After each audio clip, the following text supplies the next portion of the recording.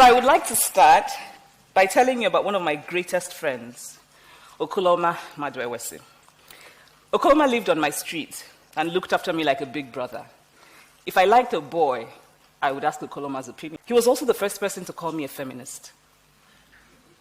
I was about 14. We were in his house, arguing, both of us bristling with half-baked knowledge from books that we had read. I don't remember what this particular argument was about. But I remember that as I argued and argued, Okoloma looked at me and said, "You know, you're a feminist." It was not a compliment. I could tell from his tone, the same tone that you would use to say something like, "You're a supporter of terrorism." I did not know exactly what this word feminist meant, and I did not want Okoloma to know that I did not know. Now, fast forward to some years later. I wrote a novel about a man who, among other things, beats his wife and whose story doesn't end very well. While I was promoting the novel in Nigeria, a journalist, a nice, well-meaning man, told me he wanted to advise me. And for the Nigerians here, I'm sure we're all familiar with how quick our people are to give unsolicited advice. He told me that people were saying that my novel was feminist, and his advice to me, and he was shaking his head sadly as he spoke, was that I should never call myself a feminist because feminists are women who are unhappy because they cannot find husbands.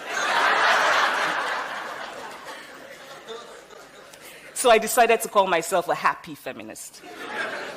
Then an academic, a Nigerian woman, told me that feminism was not our culture, that feminism was an African, and that I was calling myself a feminist because I had been corrupted by Western books.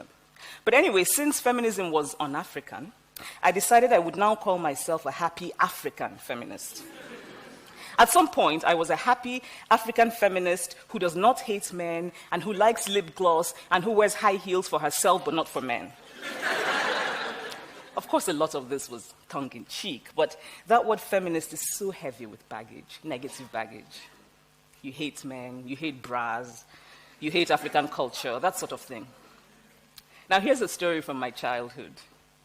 When I was in primary school, my teacher said at the beginning of term that she would give the class a test, and whoever got the highest score would be the class monitor.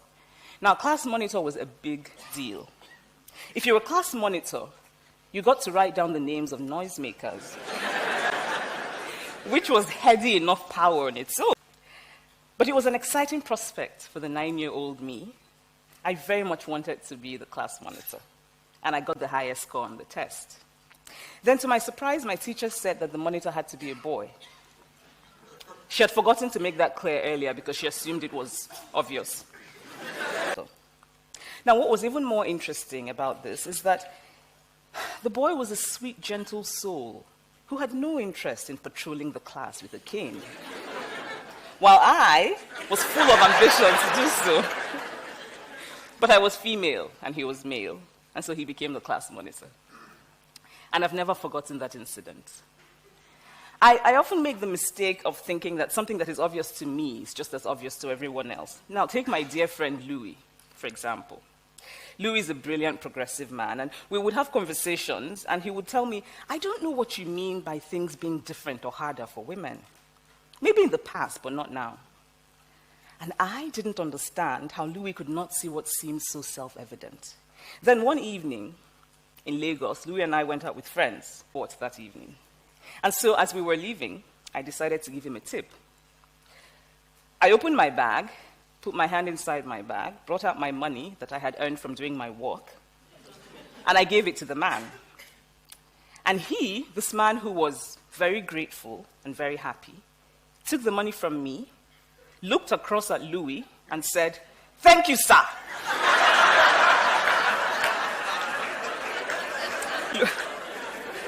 Louis looked at me, surprised, and asked, "Why is he thanking me? I didn't give him the money." Then I saw realization dawn on Louis' face. Now, men and women are different. We have different hormones, we have different sexual organs, we have different biological abilities. Women can have babies, men can't. At least not yet. Men have testosterone and are, in general, physically stronger than women. There's slightly more women than men in the world. About 52% of the world's population is female. But most of the positions of power and prestige are occupied by men. The late Kenyan Nobel Peace Laureate Wangari Maathai put it simply and well when she said, "The higher you go, the fewer women there are. We must raise our daughters differently. We must also raise our sons differently." In 100 years, boys will no longer have the pressure of having to prove this masculinity. And then we do a much greater disservice to girls because we raise them to cater to the fragile egos of men. We teach girls to shrink themselves, to make themselves smaller. We say to girls, "You can have ambition, but not too much. You should aim to be successful, but not too successful. Otherwise, you will threaten the man." Now, today, there are many more opportunities for women than there were during my grandmother's time because of changes in policy, changes in law, all of which are very important. But what matters even more is our attitude, our mindset, what we believe and what we value about gender. What if, in raising children, we focus on ability instead of gender? What if in raising children, we focus on interest instead of gender? Gender is not an easy conversation to have. For both men and women, to bring up gender is sometimes to encounter an almost immediate resistance. Some of the men here might be thinking, "Okay, all of this is interesting, but I don't think like that." And that is part of the problem, that many men do not actively think about gender or notice gender. It's part of the problem of gender. I think very often of my dear friend, Ukoloma Madoewe. And he was right that day many years ago when he called me a feminist. I am a feminist. And when I looked up the word in the dictionary that day, this is what it said. Feminist, a person who believes in the social, political, and economic equality of the sexes. The best feminist I know is my brother, Kene. He's also a kind, good-looking, lovely man, and he's very masculine. Thank you.